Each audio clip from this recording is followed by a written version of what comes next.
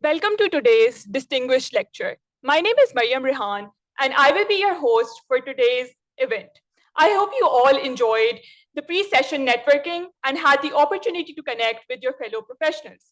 It's absolutely wonderful to see everyone here, and a good number of people have joined us online from around the world. Before starting the proceedings, some housekeeping rules for all of us. All participants in the room are requested to keep their phones on silent, and online participants are requested to keep themselves muted. It's an honor to have Dr. Khan Siddiqui here with us today, a leader whose work in AI, medical imaging, and healthcare is truly transformative. To officially start the session, I'd like to invite Fazur Rahman from our ICT team to recite a few verses from the Holy Quran.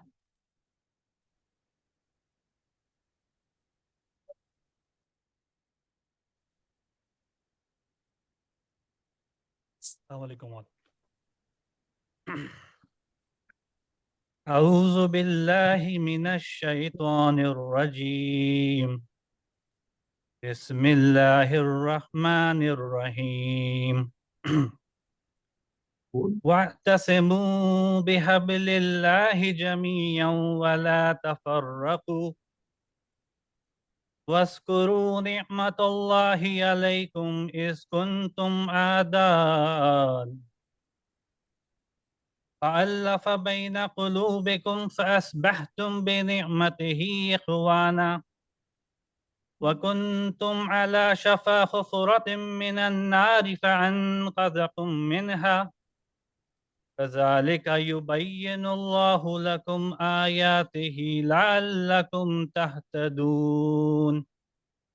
Translation: and hold firmly to the rope of Allah altogether and do not become divided. And remember the favor of Allah upon you when you were enemies, and He brought your hearts together, and you become by His favors brothers. And you were on the edge of a pit of the fire, and He saved you from it.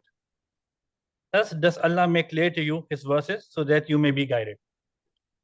Thank you. Thank you, Mr. Faiz. Now, I'd like to invite Mr. Azhar Nawaz, the Chief Information Officer of Engro, to give a few welcome remarks. Please join me in welcoming him to the stage.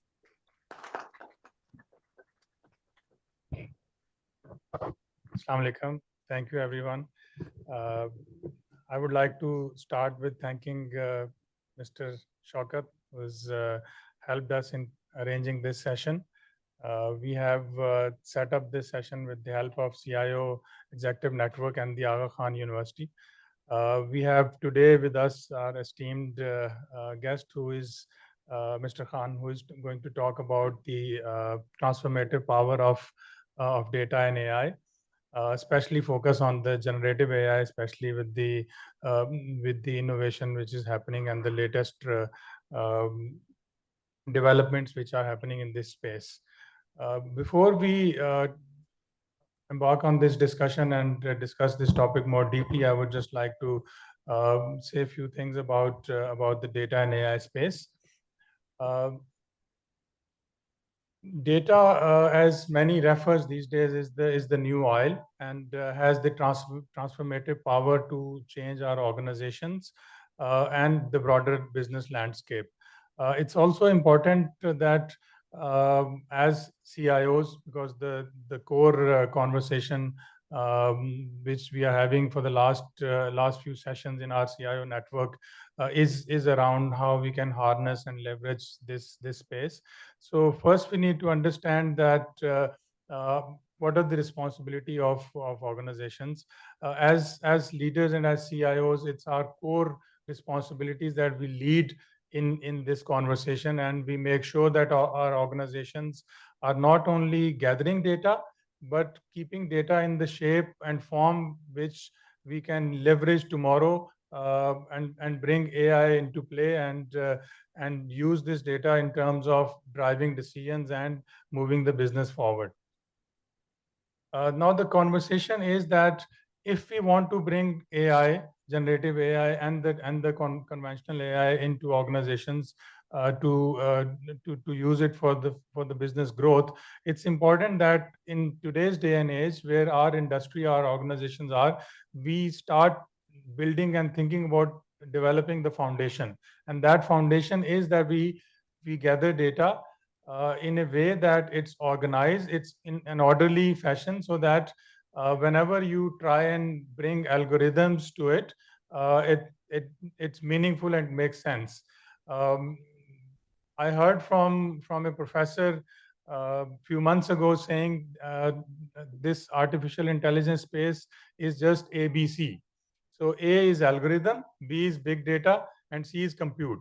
So if you have data in an orderly manner, and if you can build algorithms on top of it, then you can leverage that and take this forward. As CIOs, many of our friends and colleagues are online. Some are here in the audience. It's our main job to lead this revolution and take the benefit out of it. Uh, while we are all here, we'll listen and hear from the experiences of Dr. Khan. But I just wanted to add one or two things before we give it to him. uh, when we when we say we need to embark on this journey, it's not something we can do on our own. We need partners. We need people like him who have done research and who have made progress in this area. Learn from his experience. Also, we all need to work together. That's where our network comes in, and that's where why we all get together and leverage from each other's experience, so that we can all come together and attack this space and take benefit out of it. I will encourage everyone to engage, collaborate, and ask questions and make the most of this opportunity. I thank everyone who has come here and online. Thank you, Shaukat, again for arranging this. Thank you very much, ladies and gentlemen.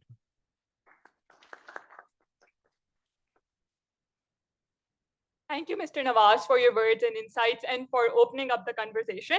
Now, I'd like to invite Mr. Ijlal Jaffrey, the Group Chief Information Officer of Martin Dow, to introduce and welcome our distinguished guest, Mr. Dr. Khan Siddiqui.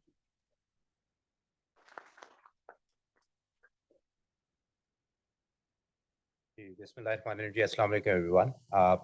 It is indeed a great honor for me to be here.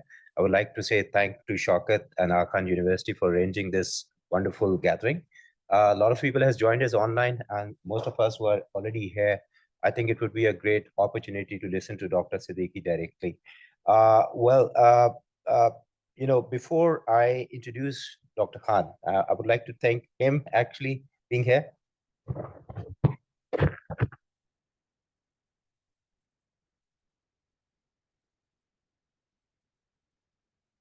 Can you hear me now? Okay. So, yeah. Okay. So, would like to thank Dr. Siddiqui to be here and, present in the group again and to discuss, some live use cases with us on generative AI related to healthcare.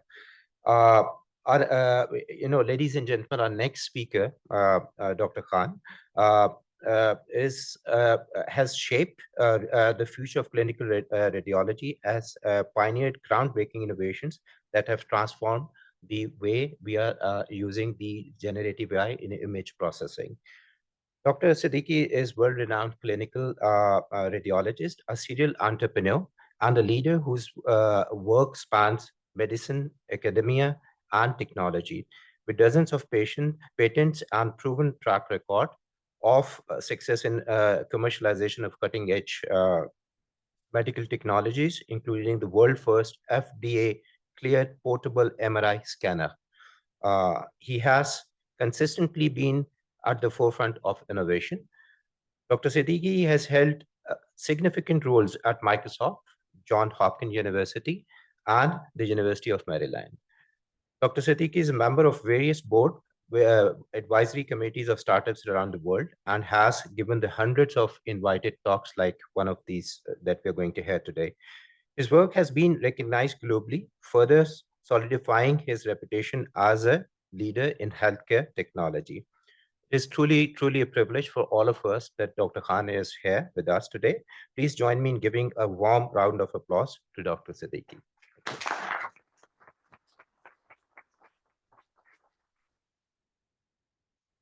Thank you very much. That was these working.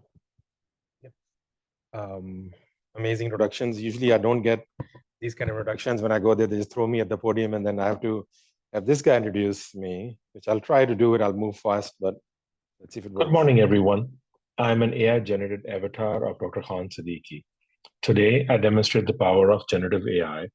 We begin a journey with Dr. Siddiqui's insight on generative AI in healthcare.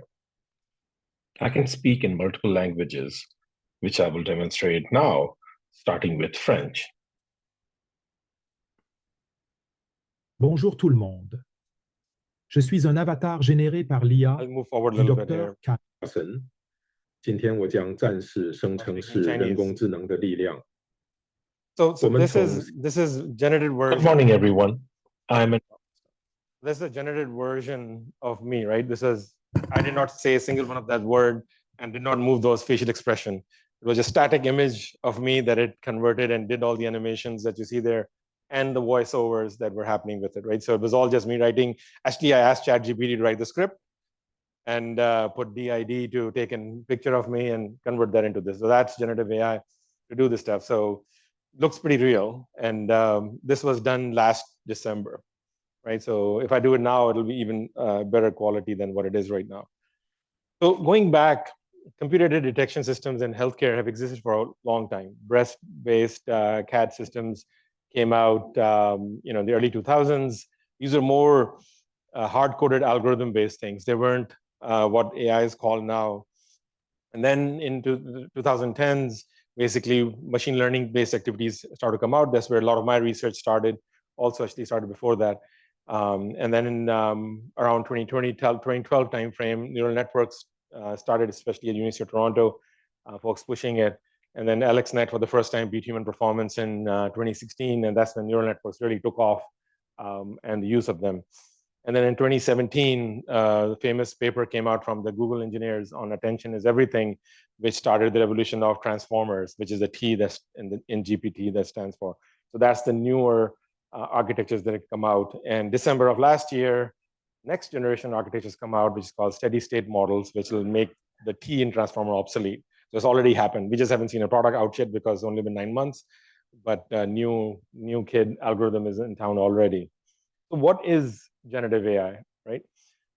So if you think of AI as a discipline, artificial intelligence, it can be described depending on what your background is. Psychologists describe it one way, computer science describe it another way, layperson describe it in a very different way. So layperson describe it as Skynet is going to come and build Terminators and kill us all. But that's not what the actual thing, how we think about it. Then the machine learning is when you use data to have the machine learn from the data and build those algorithms itself, right? So human is not coding the algorithm, the machine is building the algorithm based on data. The deep learning is a subset of machine learning that requires hundreds of layers, hundreds of nodes in the network, replicating how our brain nodes work so that much deeper understanding of data exists and features are understood better. And generative AI is a subset of deep learning, which instead of classifying or being a discriminative model, it actually generates the results. So what is that? What do I mean by that? So in the classic machine learning models like neural networks, RNNs, and other things, those are discriminative models where you classify them, get this data is apples, this is orange, and then I give you a picture of apple and you tell me if it's apple or orange. That's how it works. Where in generative AI, you train the model, this is apple, this is orange, and you tell it now, create a picture of our apple for me, right? So it actually creates what it thinks you're asking for. So that becomes the generative piece of it. So for just to give you another example, in discriminative technique, you have a picture of cat, you classify the model to learn from that picture, and it tells you this a new picture that you've given it, is it a cat or not? In the generative model, you train it to understand what a cat is, and you say, show me a cat, and it creates the picture of cat. So that's the main difference between answers. So even, let's say you're doing classification tasks in generative AI, it's not classifying the table, it's producing the word yes or no as a response to the input that you've given it. And there'll be multiple different ways. You can give an image as an input and lead to text as an output, image as an output, or video as an output. As I showed you in my avatar that I created, you can input text that we do all day long if you're using ChatGPT, and output could be text, could be image, could be audio, and could be decisions, right? Which is like playing games. So decision can also be done from there. My work in this started in 2003, and my first paper on machine learning was presented in 2004. This is when I was in academics at University of Maryland and then Johns Hopkins. So I've been doing this for 20 years, initially in academics and then in industry. There was other initial algorithms we worked on were, deep perceptron networks, SVMs, random forest type of things. This was a work we did on automated detection of minuscule tears using machine learning techniques. And then at Microsoft, I worked more on deep random forest type algorithms. So in 2008, we built this model that automatically identified anatomic structures in medical imaging. And this was the first FDA-cleared machine learning-based algorithm ever in the world, right? This was cleared through FDA in 2011. So doing this way before anybody else even was thinking about this stuff. A lot of my work in Microsoft and random forest led to this work. Can anybody guess what this is? So this is human recognition during Xbox Connect, right? So I went to start the first healthcare AI team in Microsoft, but ended up doing this as my main work at Microsoft. And we didn't really, even though we got the application through FDA, but we never commercialized it because this was $11 billion opportunity compared to radiology. So we abandoned the radiology side of things. So anyway, so that was amazing. And that's what this was. My first multimodal paper that combined text and images was published in 2013. We presented in 2011 and was published in 2013. So we were doing what people are talking about now, 12, 13 years before anybody else was doing it, right? So this is again in healthcare where you're combining image and text type of things. All right, so just giving you a little bit of my credibility, why am I here talking about this stuff? Like, this is what I've lived all my life. So to do Xbox Connect stuff, remember this, the first GPU which was made it possible to do compute or machine learning was called Tesla, irony of that, and came out in 2008 by NVIDIA. It was not built for machine learning. It was built for game consoles. But we were struggling trying to get the CPUs or FPGAs to do the Xbox training. So we work with NVIDIA to rewrite the CODA codecs to be able to do machine learning for the first time. So that was the team at Microsoft that first time ever used a GPU to do machine learning and rewrote the CODA codec, right? And then we had to build a multi-host architecture to train the model because one GPU was not enough. And that didn't exist. So working with NVIDIA and Microsoft folks to build a multi-host node where you can have 8 GPUs in a cluster that you can train these models on. So the first NVIDIA's DTX was built by this team and then launched. They stole my the dev manager. He became chief science officer at NVIDIA eventually. So he built that stuff at Microsoft and moved to NVIDIA and built the machine learning division in NVIDIA, and that's where they are. So a lot of fun, a lot of people, a lot of early pioneer people were in that group. Andrew Ng was in that group, if you ever heard of him. Who else was there? The guy who runs Wave, autonomous vehicle. Jamie Shutton was in that. So the images I showed for CT scans, all that work was done by Jamie. He now is the chief science officer of Wave, doing autonomous vehicles. So all self-driving cars uses their stuff. So anyway, a lot of people have gone from there. What happened? Why did this transformer thing completely change AI? Like, why suddenly everybody's talking about this? Before this transformer architecture came out, every single AI-based group in computer science were working on different models. We in computer vision working on SVMs, random forests, and other things to do computer vision-based things. People in speech are working on different things. People in NLP are working on word-to-vec and short-term, long-term memory and other algorithms. Robotics are doing their own thing. Image generation, we're using gains-based networks to do this stuff. So everybody had their own algorithms and own networks they were building to do this stuff. So you had all these professors distributed working on different algorithms, their students, their postdocs, all working on different algorithms, right? So if you think of it, 5, 6, 18 on average faculty per division working on different algorithms. Then transformer architecture comes out and suddenly everybody realizes that one architecture can do all these things. So now all these computer science faculty who are working on different models start to work on one. So it hasn't really suddenly happened. If you look at incremental improvement, the same thing is just way more people doing incremental improvement. And that's why it looks like it's going crazy fast and improving. So now everybody's using the same architecture to do various different tasks because you can replicate the similar architecture. That was the beauty of it. Even the team that wrote that initial paper didn't understand what they were doing. It was a lot of people who started implementing that really understood the power of the transformer-based architecture.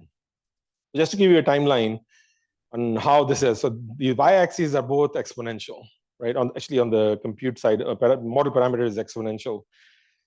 And this is how fast. AlexNet comes out in 2012. 2016 is it beats human performance. And you kind of see model parameter, sizes are kind of similar.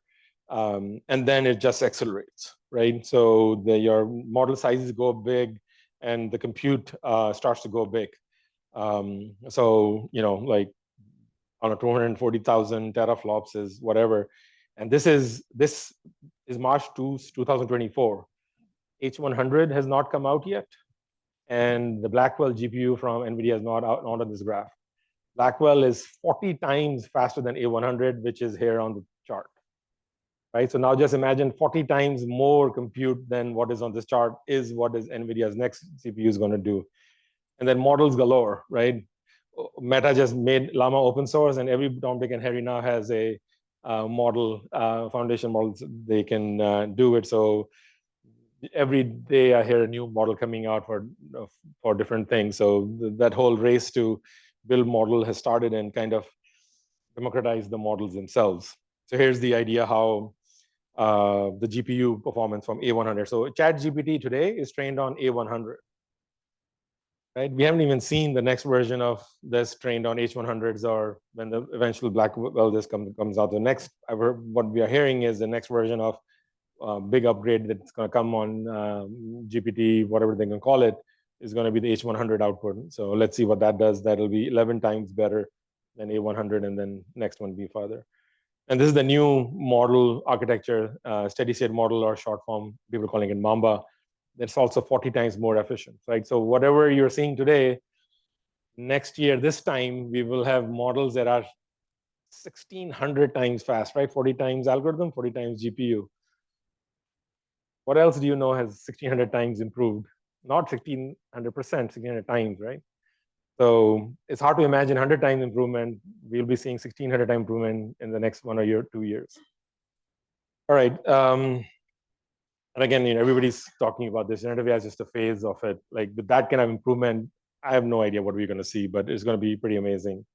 And as we've learned now is that none of these companies have moats because it's become, models are just everybody's building it. So technology has not become the moat. It's now whoever has the compute and can spend money on it can actually win, right?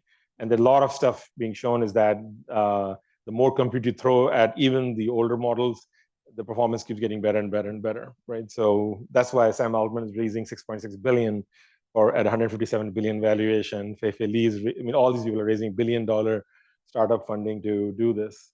And that's because the reason compute is so expensive.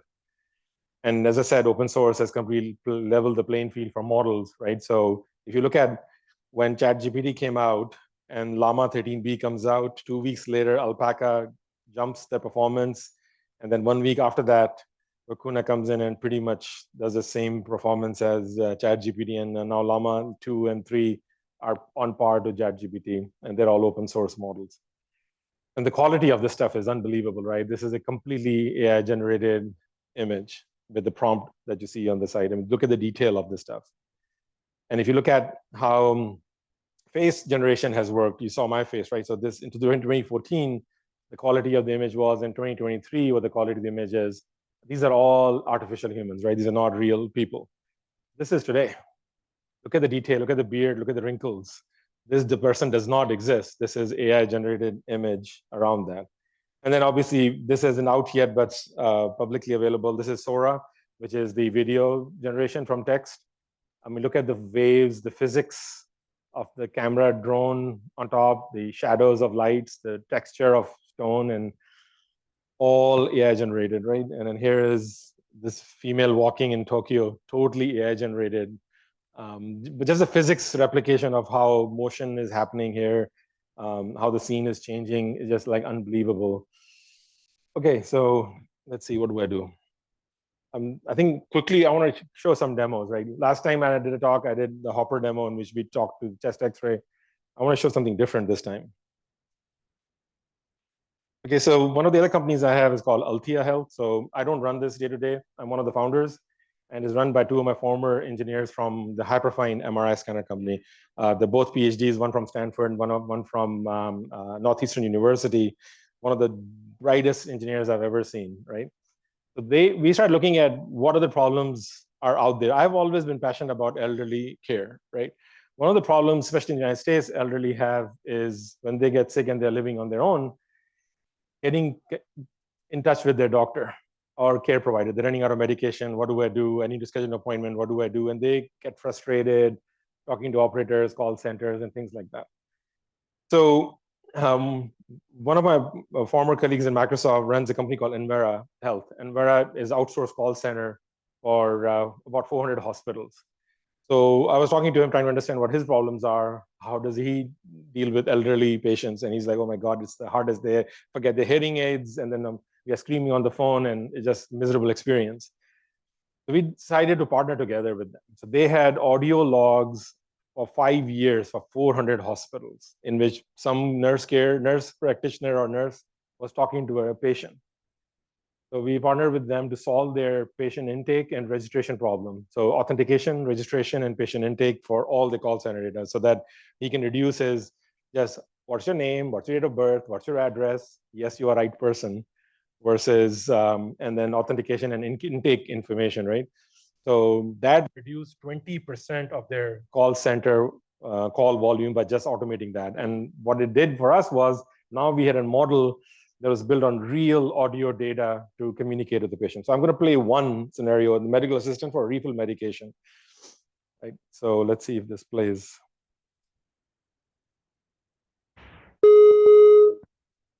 Thank you for calling Sutton Health Pharmacy. This is Althea speaking. I'm a virtual AI assistant. May I start with your first and last name? Hey, my name's Steve, but I'm calling for my mom, Paulina Sanchez. Okay, so she asked the name. He said, I'm Steve, but I'm calling for my mom, right? So completely different patient, not the person talking to. So how this will handle this? Again, there's no UI, right? We did not build an app. We realized if it's voice, there's no app needed. It can be on the phone or anywhere else. N-C-H-E-Z. Hi, Steve. Can I get your mother's date of birth for verification purposes? I was verifying 9/26/52. Thank you. How can I help you today? Yeah, I want a refill on her medication, but I'm not sure if she has any refills left. I can help with that. Which medication are you trying to refill? Now watch, he's struggling I with think medication. it's called Linsopro, maybe Linsopro. It's for her blood pressure. Lisinopril is on her list of medications, which is used to treat high blood pressure and heart failure. Is this the medication you're referring to? Yeah, that's the one. It looks like she's out of refills. What I can do is send a refill request to her primary doctor, Marissa Quinn. Would you like me to do that? How long does it take to get that done? Frustrated, right? Once we send the request, it'll take 24 to 48 hours for the doctor's office to respond. I'll make a note that it's urgent. In the meantime, I can check whether our pharmacy can provide a few emergency refill pills if she's running low. Yeah, I'll need to do both. Understood. Sorry, go ahead. Interruption. Yeah, she only has a couple of days worth left. Understood. Okay, Steve. I have sent the refill request to Dr. Quinn's office with a note for urgent response. I have also messaged our pharmacist about the emergency refill pills. You should receive a call from us by end of day today. Can I also sign you up for text message notifications? Yeah, that sounds good. My number is 207-409-0861. Perfect. You're all set for text updates. When the medication is ready, which Sutton Health store do you want to send it to? Now watch this. This is going to switch to a different model. I work in downtown Portland. Which store is the closest? Our store at 1523 Reamwood Avenue would be your best bet. Do you know where that is? Here's verification. Yeah, I think I've been there. It's a couple blocks away from Trader Joe's, no? I'm going to figure out. That's right. When picking up, don't forget to bring your photo ID. Any other questions? Yeah, when I pick up the medication, how much should I expect to pay out of pocket? Look up the insurance. If there has been no change to her Medicare insurance, you shouldn't have a copay. Oh, and before you go, would you like to schedule a flu vaccine when you pick up the medication? It's quick and could save you a trip later on. No, not right now. I'll call back if I need one. Yeah, thanks for the help. You're welcome, Steve. Thank you for choosing Sutton Health Pharmacy. Have a wonderful day. I think I'm going to stop here and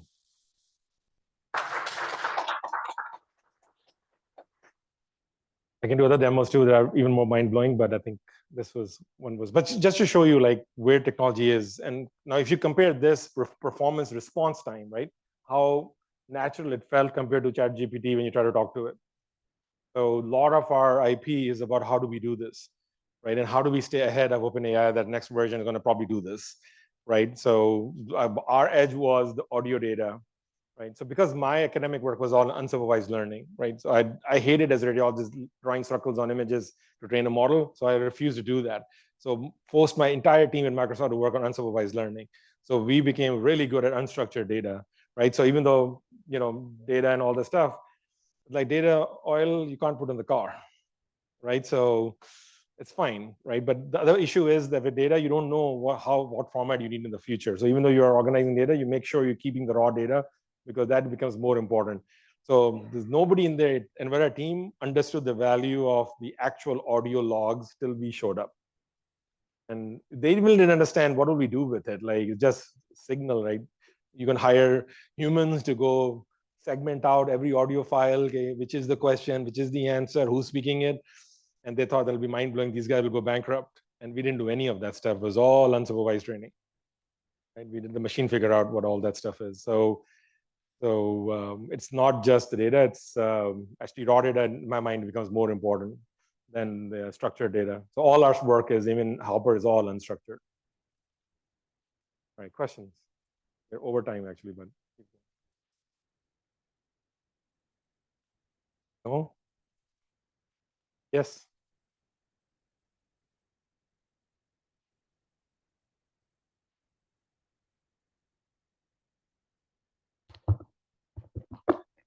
Assalamu alaikum. My name is Maz. So I had a question that we all know that the medical industry, it's highly regulated. You know, there's a lot of compliances in place, especially when it comes to patients' data. It's highly sensitive as well. So when you're building models like these and you're implementing them in different hospitals, did you face any issues with compliance or with the regulation industry, especially? And how do you overcome those? Because we know with generative AI, we still face a lot of problems. For example, the GDPR compliance, a lot of the new open source models are banned in the EU because they feel that they're not compliant with their policies. So especially when it comes to the medical side, how do you face those problems as well?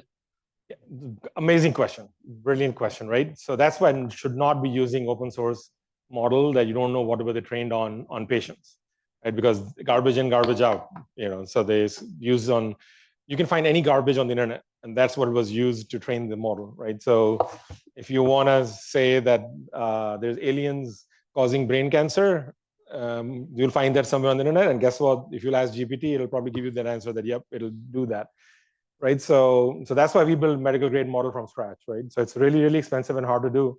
But that's what we did, right? We licensed all the data. We now have, Hopper has 120 million patient records under contract, but we do everything, right? So our first thing is we do make sure, you know, legally, how do we handle this stuff? How do we make sure we're handling PHI when it's coming over? How do we make sure we're keeping all the security and compliance around this stuff? How do you make sure we're building another quality management system that is ISO 13485 compliant, so that when people building model applications on top of a model submit to FDA, they will accept that? How do we make sure that we know provenance of the data? So one of the things we do, we don't take de-identified data. We actually contract with, we are the de-identifier of the data for the health system. Reason is because we need to understand the race, the ethnicity of the patient, the socioeconomic status of the patient, the gender of the patient. Otherwise, all the biases in those will move into the model and cause issues. So we take all that information. We don't use that for training the model. We use that to have metadata that will help us make sure the bias is not there. We throw away all the PHI, but we do the de-identification so that we understand the data biases underneath it, right? So, I mean, all data we have is US-based, and we contract with every single health system and address those issues you're talking about, right? And so you have to build that reputation and trust among organizations to be able to do that. One of the chief legal counsel for one of the big health systems telling us, by just partnering with us and not just selling data to everybody's coming in, they reduce their legal insurance compliance by $1 million a year, right? Because they only give data to one entity that is providing that model available and platform available to train on it. Data never gets exposed to another party else. So by reducing it to just one, and they reduce their risk of breaches and things like that. So, and then we learned how to do this stuff because that's what we did at Microsoft, right? So just to give you an idea, at that time, when Xbox had 350 million users globally, 55 million daily active users. This is 2010 data, right? So we had to build data privacy security for Xbox platform for that many users. No health system comes close to that, right? So now it's even magnitudes bigger than that. So just giving you an idea that you have to have understanding of how to do this the right way. Long answer, but a very good question. Thank you, Dr. Khan, for a wonderful perspective. So I have a more basic and foundation question. In our part of the world, in Pakistan, where we work, even the bigger organizations, they struggle with even with the digital transformation and bringing digital into the business. And this is the next step to it. In your opinion, what do you think the organizations need to do right now in terms of preparing to get the benefit out of this revolution, and how do we engage with the business and make them realize that there's something coming their way, and if we don't prepare ourselves for it, what are the consequences?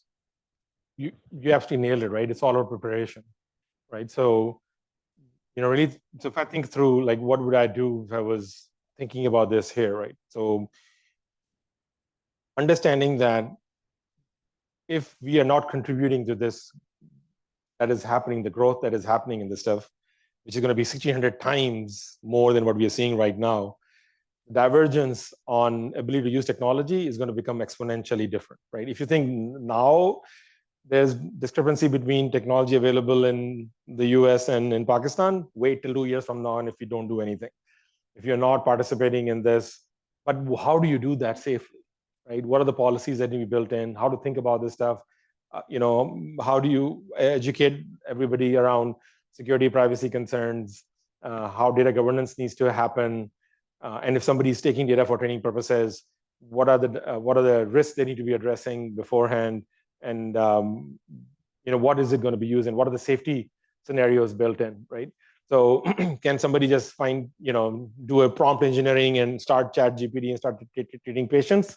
That's very dangerous, because who knows what it is? What are the validation frameworks? Even if somebody's going to do this stuff, how will you validate it's going to work for your scenarios, right? So those are the things we thought about, right? The governance piece of it, validation piece of it, because if you provide that validation piece of it, it's gonna, that's where people will trust it and make sure, like, yep, it has been validated by us. And here are the scenarios where it works, and here scenario doesn't work. Those things should be thought through. I think it's more of that preparation and groundwork and education around all the stuff that this isn't. If you don't participate, then we're getting left behind. Yes, the question in the front here, and then on the back.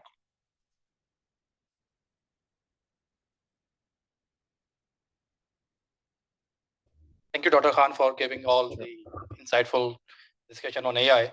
So my name is Shamail. My question is, going forward from the digital transformation, let's suppose the organization are very much journey embarked on the digital transformation. They have a lot of data. Now we are keep hearing a term like that is data rich, insight poor, right? So how generative AI or AI can embark the journey from data rich to insight rich? I want your thoughts on this? I think it's me, all these things are tools, right? So like when we started Hopper, we didn't think, oh, we need to go build a generative AI solution. Our mission was, how do we make it easy for people? So like my frustration, right? I started this 20 years ago and I still nobody's using it daily practice, right? And it was like frustrating. Like we thought of this 20 years ago and still nobody using it. So I'm trying to solve that problem. That how do I make radiology and clinical care more high quality, more accurate, things like that, right?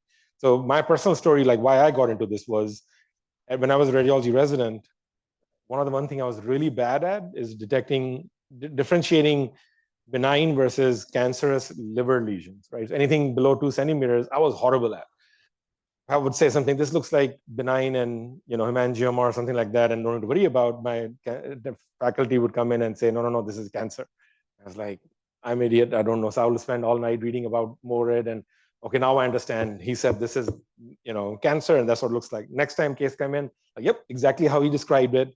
Yep, last one, I'll open the previous study, looks exactly the same. This is cancer. And he would come in, the same guy, no, this is hemangioma. I was like, we just talked about the last case, like, no, that's different. Like, why am I so bad? So I decided to do a body imaging fellowship in liver oncology to understand if I can do it better. Guess what? I got worse.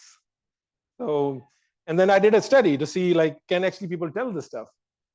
And like at our department, it was as good as tossing a coin, right? And people were very confident in the diagnosis, but when we actually go and looked at biopathology results, it was tossing a coin. So then 2007, the Radiology of North America conference comes out and there's a news headline, MRI gold standard for liver cancer detection under 2 centimeters. Like, yes, let me go attend the lecture. I go in standing room only because it's a hot topic, everybody attended. Guess what? The accuracy of MRI, they were calling gold standard, 52%, 2% better than tossing a coin. And that was like, that's how bad we are at it. After 2 centimeter, meaning now you have metastatic cancer, right? 2 centimeters is pretty big in my mind. Like you need to detect as early as possible. So that led to journey, can we use compute? And then realizing that these are 12-bit images that have 4,000 shades of gray. Our eyes and our display devices can only show 8-bit. We are throwing away so much data. We can't even see the detailed structures behind it because our eyes can't see it. So maybe we need to build computer vision algorithms to do this stuff, right? So my journey into and going to markets was to how do I get radiology more accurate? And frustration, it has not happened yet, right? So these are tools. You understand the problem you're trying to solve. Insight won't exist if you don't know what the problem you're trying to solve. Right? I was talking to somebody else, they're building a AI avatar to talk to patients. And I asked, like, what problem are you trying to solve? Like, oh, better patient experience. It's like, but what is bad in the patient experience? Like, walk me through in today's patient's journey and where it is and what those pieces this is solving and how it's solving. And then thought didn't exist, right? And then I had the clinician come in and say, like, what is the main problem? This is in Pakistan, right? So main problem is the patient's waiting for 2 hours in the waiting room and sees doctor for 30 seconds, right? So patient has bad experience because waited so long and only so 30 seconds, and doctor had bad experience because didn't have enough time to talk to the patient and examine the patient because there was so much coming in, right? So what is the real problem? It's an intake problem, right? So the patient has time to give a lot of information to the doctor, but doctor doesn't have time to take that information. A patient getting frustrated. So what if you did that, right? You help patient provide better intake and summarize for the doctor so they can make the decision much better when they're seeing the patient for 30 seconds. That's the real problem. Do we need to use AI to do this stuff or not? That's the secondary question. And so that's where insight will come in. Otherwise, there will be no insight. Sorry, long-winded answer for things, but trying to understand, like, insight only occurs when you understand what the problem is. Next question. I have a question.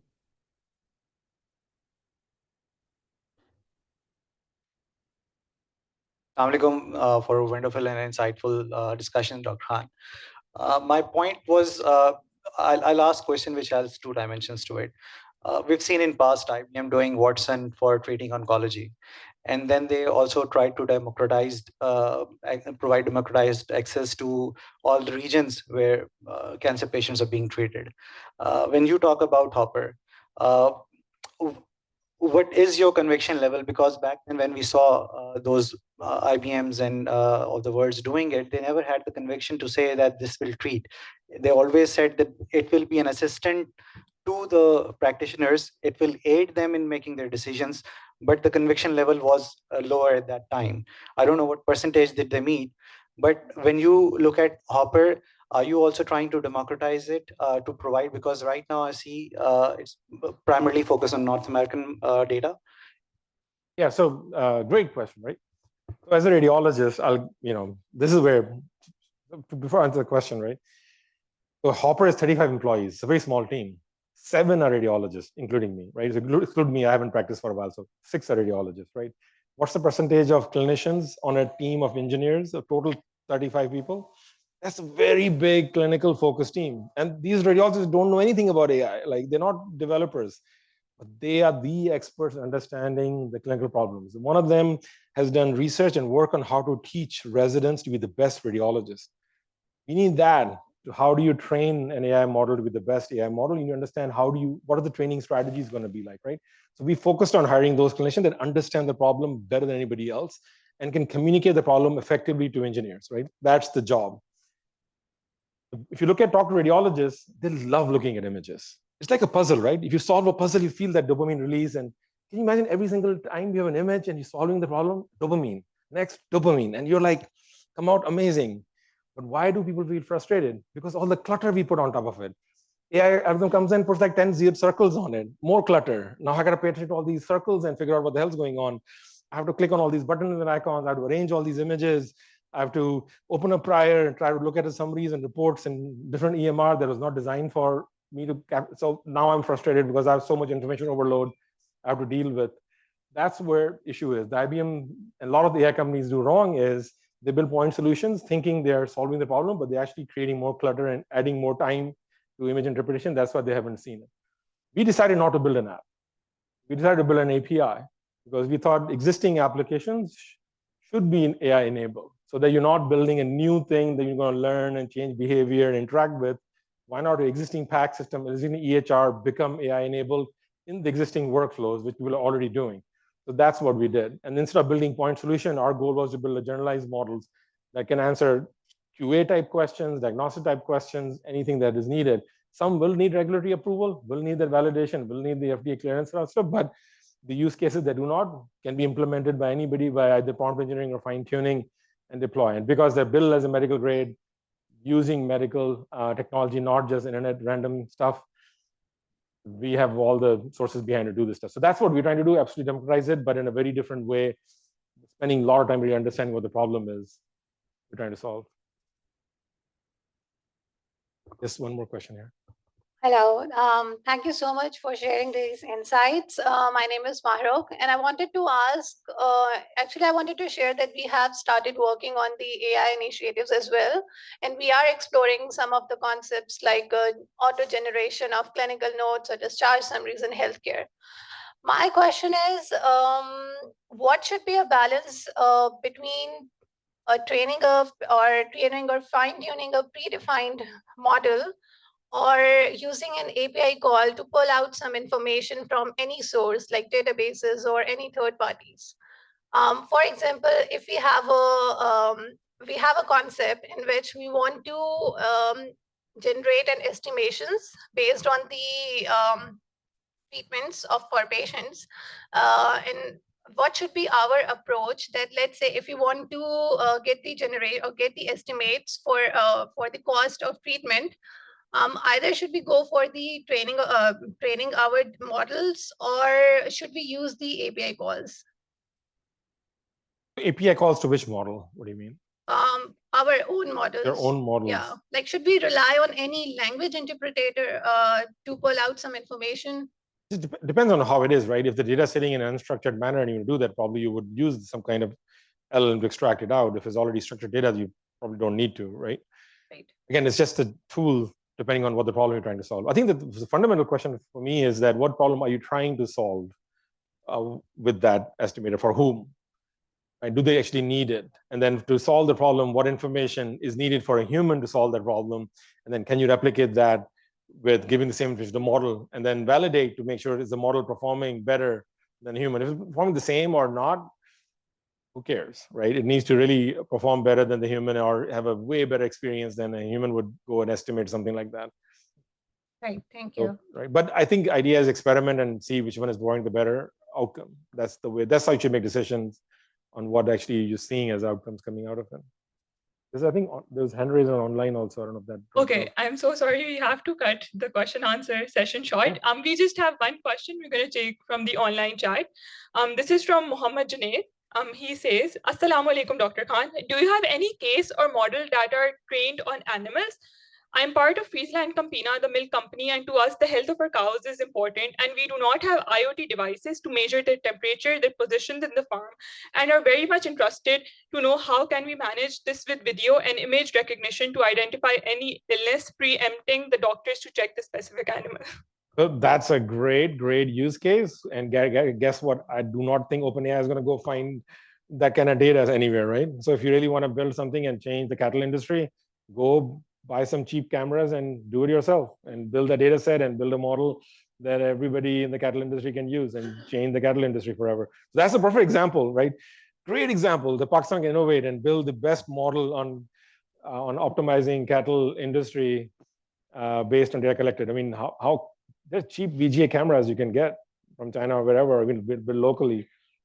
That should not be hard to do. How many cattle farms exist in Pakistan? Go deploy that everywhere and build the largest video data set of cattle doing crazy things. I'm not aware of any model like that, but I guarantee you, no, Google and Microsoft are not going around looking for data for cattle farms. Cool. Thank you very much. Thank you, Dr. Siddiqui, we are truly grateful for your time.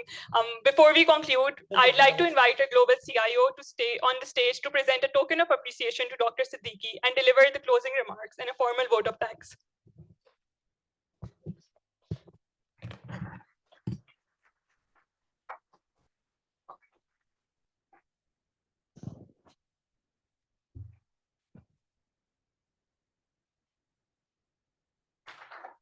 Good afternoon and assalamu alaikum, everyone.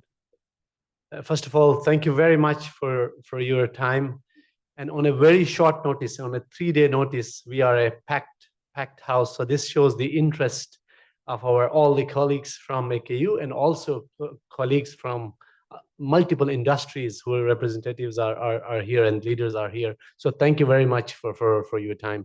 We are really sorry. I can see that there were a lot of questions, but Dr. Khan is like back-to-back meetings and he has to attend another one just in 2-3 minutes or as soon as we can let him go from here, then he is jumping into another one. So I think thank you very much, Dr. Khan. I think it's really an honor to host you, and AKU is so proud to have our alumni doing wonders around the world. So thank you so much. And Dr. Khan is one of those creams in the world who are really doing sorting the world problems on the magnitude of global scale, right? The way they are working. And from before entering this auditorium, I was having a meeting with Dr. Khan from last 1.5 hours. And then when I was coming, I was realizing whether I'm a Gen AI person or a real Shaukat Khan. So I forgot my mobile somewhere as well. So I think that's the level of knowledge they are having, the level of complexities they are working. They are so inspiring, and then there's so much to learn from us. So as and on behalf of Aga Khan University, we are really happy to see a lot of friends from the industry, a lot of technology leaders from the industry. You are joining here, and also I can see we have a lot of friends and different colleagues and from all around online as well. So thank you for your time, your interest, and we will continue these sessions as a global CIO, the CIO Executive Network, which Azhar, Ejlal, myself, and many colleagues who are sitting there. We are around 50 CIOs of Pakistan who are running this CIO Executive Network, which we use to actually leverage these experiences. Just a couple of weeks ago, Angro arranged on CIO Executive Forum the data architecture session with Amazon. So we are doing these things, and the purpose is to leverage these best practices from around the world and then see in the context of Pakistan how we can use and leverage and build these collaborations with our global experts in this area. So thank you so much, each and every one of you, for your time. And Dr. Khan, thank you very much. And it's a really pleasure to host you again this time. Thank you.